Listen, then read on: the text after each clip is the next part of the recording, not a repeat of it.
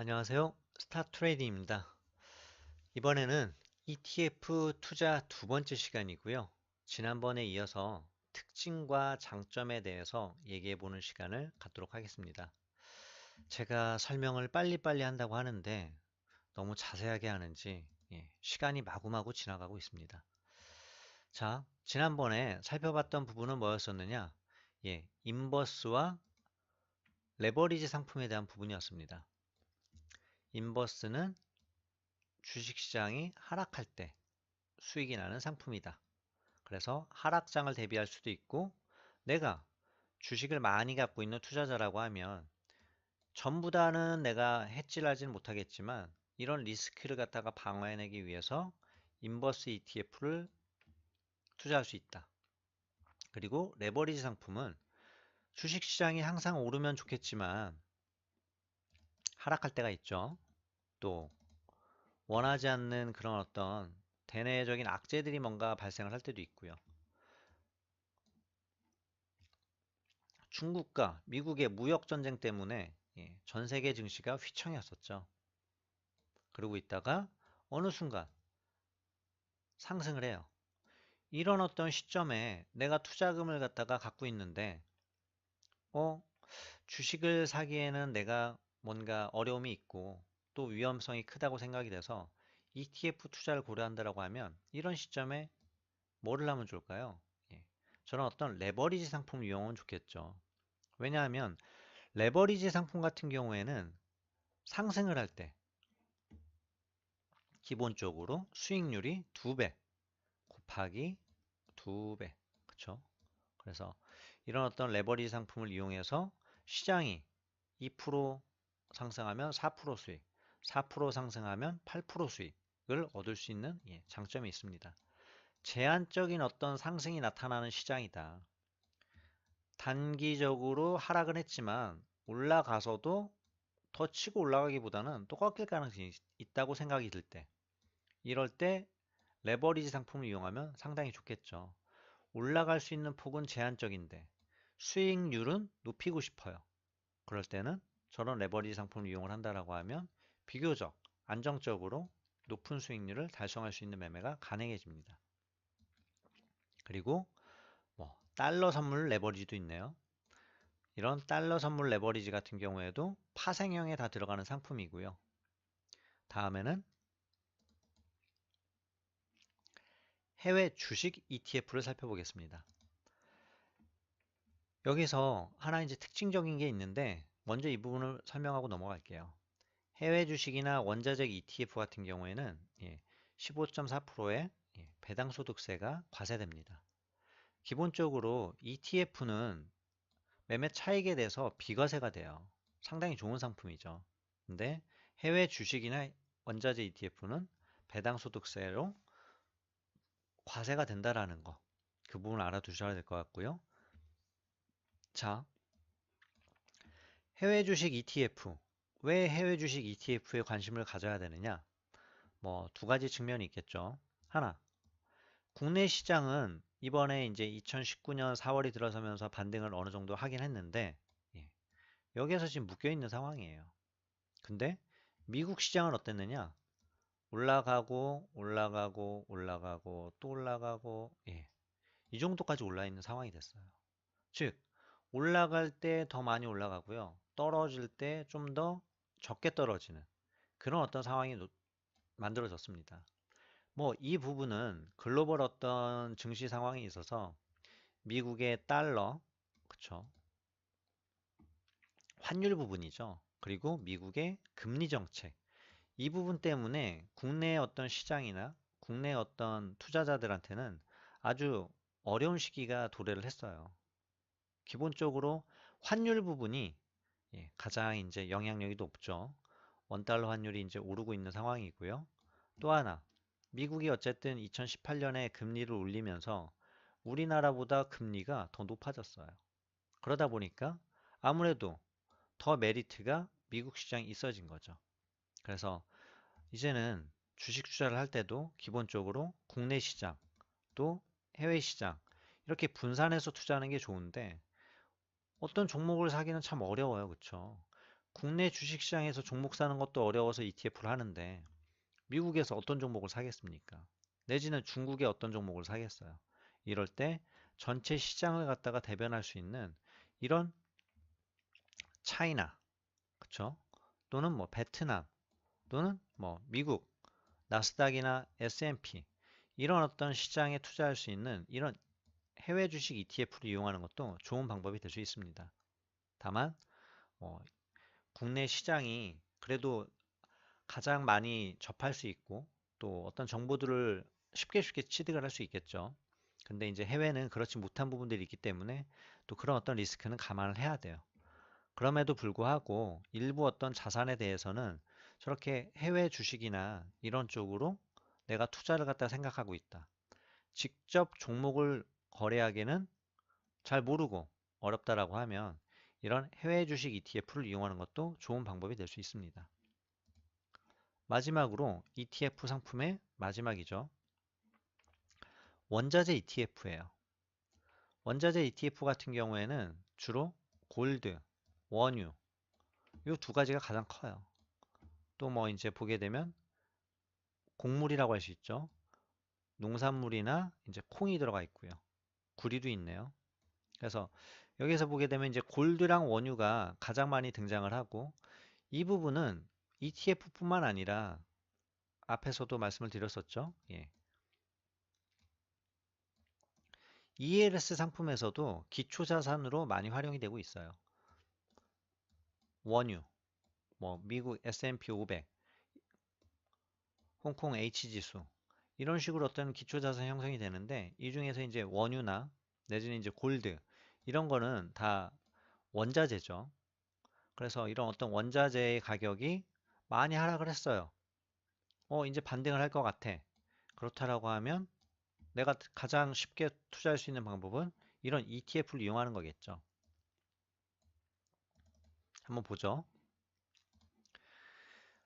위에 상단에는 크루드 오일입니다. 우리가 뉴스에서 보는 WTI라 그러죠. 서부 텍사스산 중진류. 이 WTI는 뭐 현물 투자가 어려워요. 그래서 해외 선물 시장에서 거래되고 있는 이 선물에 투자를 하거나 이거에 연계된 ETF 상품들이 출시되고 있습니다. 그리고 이거는 이제 금 가격이라고 하죠. 골드 선물의 차트이고요.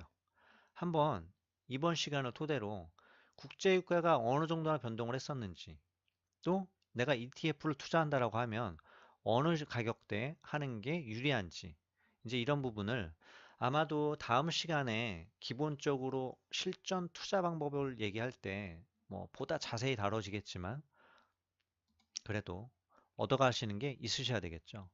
자, 2014년에 100달러를 넘어갔던 유가가 이렇게 급락을 합니다. 얼마까지? 30달러를 깼었어요. 국제 유가가 30달러가 깨졌었다. 대단한 가격이죠. 그리고 30달러에서 60달러 정도까지, 50달러네요. 50달러까지 딱 상반기에 끝내버렸습니다. 상승률이 상당히 높죠. 하락할 때도 급하게 내려왔지만 25달러, 26달러에서 51달러 정도니까 거의 100%가 상승을 했어요. 과거 수치고요. 가장 최근 걸 한번 볼까요? 45달러까지 하락을 했어요. 작년에 65달러, 뭐 70달러 넘어가고 80달러를 간다, 다시 100불 시대가 오냐 이랬었지만 하락을 갖다가 시작을 해서 이렇게까지 내려왔었습니다. 이런 시점이 찾아왔을 때 ETF 투자하기에 가장 적합한 시점이다. 그쵸? 그래서 했으면 얼마나 또 수익이 났나요? 생각보다 많이 났죠. 자, 금 가격도 한번 봐볼까요? 기본적으로 금 가격 같은 경우는 지금 밴드 자체가 1200달러에서 1350 작년에 이제 고점 저점 부근이었죠. 지금은 어때요? 얼마 전에 1350달러까지 상승을 했다가 지금 소폭 조정이 나와 있는 상황입니다. 지금 중심 밴드 정도에서 가격을 유지하고 있고요. 그래서 ETF를 투자하건 ELS를 투자하건 기본적으로 어떤 가격적인 차트를 아주 뭐 전문가처럼 보실 필요는 없어요. 다만 무턱대고 사기보다는 과거에 어땠을 때 이 정도까지 가격을 하락을 했었나? 그리고 왜 또 이렇게 급등이 나왔었나? 이제 이런 어떤 시나리오에 대해서 원인에 대해서는 내가 알고 투자하는 게 좋겠죠. 그래야 성공 확률이 높아질 테고요. 이때 금 가격이 1,050달러를 갖다가 깨고 내려갔었는데 연말쯤에 돼가지고 중국에서 그 금 재고라 그래야 되나요? 저도 정확한 용어가 지금 생각이 안 나는데 어쨌든 자국 내 보유하고 있는 금 보유량 발표를 했었어요. 근데 생각보다 적었던 거죠. 그러면서 한번 급락을 보이고 그러나 언제 그랬냐는 듯이 또 급등을 했습니다. 또 급락을 한번 했고요. 즉 장기 지금 어떻게 보면 박스권 속에 놓여져 있는 상황이에요. 그래서 1200달러 정도가 됐을 때는 되게 금을 또 사기에는 좋은 시점이었었구나. 또 일정 고점이 됐을 때는 여기는 내가 중장기로 끌고 가기에는 좀 부담스러운 가격대구나. 이제 이런 어떤 투자 방법을 세울 수가 있었다라는 거죠. 원유 ETF를 투자한 자료를 찾았는데 나오지가 않았고 중국 거 했던 걸 잠깐만 보여드릴게요. 중국 본토 이제 CSI 300 지수를 레버리지로 만든 ETF 상품입니다. 그래서 이 ETF는 지금 이제 현재도 구성이 되어 있는 상품이죠. 투자가 가능하고요. 이 당시에도 중국 지수가 많이 하락을 했었었고, 이때는 이제 레버리지로 들어왔었습니다. 말씀 아까 드렸다시피 뭐 어떤 급락이 나왔고 단기적으로 치고 올라갈 수 있는 상황일 때 이제 레버리지 상품을 이용을 하면 이제 수익률이 이제 2배가 되는 거죠. 그래서 비교적 뭐 단기간 내 20% 정도 수익률을 보였었고요. ETF 상품 같은 경우에는 여러 가지 측면이 뭐 작용을 하겠지만 그래도 보다 안정적으로 운영할 수 있는 어떤 측면들이 있습니다. 그래서 아마도 이제 다음 시간에는 실전 투자 사례 분석, 뭐 주식을 했던 부분들도 기본적으로 한번 설명을 드려볼 예정이고요. 앞 시간에서 보여드렸던 부분이죠. 이게 지금 6%대 수익률이었었지만 이 수익률이 뭐 40%까지 올라갔었죠. 그래서 40%까지 올라갈 때 어떤 이제 기준을 두고 이제 투자를 했느냐 살펴볼 건 이제 두 가지밖에 없어요. 하나는 차트적인 부분, 다른 하나는 이제 다음 시간에서 얘기해 드릴 부분인데 비교적 쉽게 이 시장을 판단할 수 있는 어떤 요소들이 있더라는 거죠. 그래서 그런 어떤 방법론들을 아마 배우시고 나면 보다 투자를 할 때 어떤 안목들이 생기실 것 같고요. 그리고 적립식 펀드를 많이 들어보셨을 거예요. 그래서 적립식 투자 방법, 그리고 ETF였던 수익률 분석, 이런 부분을 살펴볼 거고요. 이제 매듭하는 차원에서 앞에서 살펴봤던 부분들, ETF 투자의 장점, 첫 번째 부분이죠. 이제 수수료나 그런 부분들. 주식형 펀드, 일반적으로 우리가 보는 그 가입하는 주식형 펀드는 운영 보수가 한 1.2%에서 1.7% 정도까지 나옵니다. 근데 ETF 운용 보수는 보통 평균적으로 봤을 때 0.36. 이게 지금 0.1%가 안 되는 그 ETF들도 출시가 됐어요. ETF도 이제 경쟁하는 그런 ETF 운용사들이 있다 보니까 이 수수료가 많이 낮아졌고요. 그리고 주식 같은 경우는 주식을 매도할 때 0.3%의 거래세가 붙는데 ETF는 그게 안 붙습니다. 거래세가 안 붙는다라는 거. 또 환매 수수료가 없다라는 거. 앞부분에서 말씀을 드렸었죠. 특히나 뭐 요즘 이제 주식 수수료 같은 경우에는 무료인 어떤 행사들 하는 곳들이 많잖아요. 그러다 보니까 정말 수수료 부분에서는 타의 추정을 불허할 만큼 적은 수수료도 가능하다. 그리고 일반적으로 ETF 상품은 매매 차익에 대해서 비과세된다. 다만 해외 주식, 원자재, 또 아까 이제 레버리지나 인버스 등의 파생형 상품들은 15.4%가 과세된다라는 거. 뭐 이건 이제 단점일 수 있겠죠. 그러나 기본적인 ETF는 비과세다. 또 하나는 뭐 이제 ETF의 어떤 상품 구조적인 측면이죠. 예. 양방향 투자가 가능하다. 상승할 때는 일반 그 상품과 레버리지를 통해서 투자가 가능하고요. 하락할 때는 인버스 상품을 갖다가 하면 하락할 때도 수익을 얻을 수 있다라는 거. 기본적으로 ETF는 지수에 투자하는 상품이죠.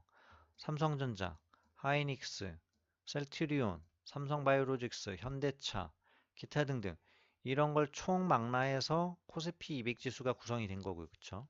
그래서 어느 한 종목에 대한 어떤 리스크보다는 시장의 어떤 분산된 어떤 지수를 통해서 분산 투자하는 효과가 있다. 그리고 이런 어떤 ETF를 통해서도 포트폴리오 구성이 가능하다. 코스닥, 그쵸? 내지는 또 아까 보여드린 것처럼 어떤 업종 지수들, 예, 경기 소비재다, 나는 또 뭐 IT에 어떤 투자를 하고 싶다, 이런 어떤 걸 이제 분산해서 가능하다라는 거. 그리고 초보 투자자분들도 보시면 아시겠지만 3,000원짜리도 있고요. 10,000원짜리도 있고요. 그러다 보니까 얼마든지 내가 소액으로도 분산 투자해서 뭐 은행 금리보다는 더 많이 가져갈 수 있으니까 연습용으로도 가능하고요. 또 물론 목돈 투자도 얼마든지 가능하고요. 그래서 뭐 상당히 ETF라는 어떤 상품은 메리트가 큰 상품이죠. 개인 투자자들한테 있어서. 그리고 ETF뿐만 아니라 ELS 강의를 제가 뭐 기본적으로 알려드린 강의를 만들었었는데 그런 ELS 상품 같은 경우도 알고 투자해야 되는 건 딱 두 가지밖에 없다라는 거죠. 그래서 그 두 가지만 알면 얼마든지 안정적으로 투자가 가능하다. 그래서 그런 부분들을 토대로 이 저금리 시대에서 보다 높은 그런 어떤 고금리 재테크를 하실 수 있는 방안들을, 방법들을 아시는 시간이 되셨으면 좋겠고요. 다음 영상에서 또 좋은 내용들로 찾아뵐 테니까 좋아요, 구독 부탁드리고요. 잘 준비해서 좀 더 버벅거리지 않고 좀 더 유연하게, 편안하게 수강하실 수 있도록 또 한번 만들어 보겠습니다. 긴 시간 수강해 주시느라 감사드리고요. 다음에 또 좋은 내용으로 찾아뵙겠습니다. 지금까지 스타트레이딩이었습니다.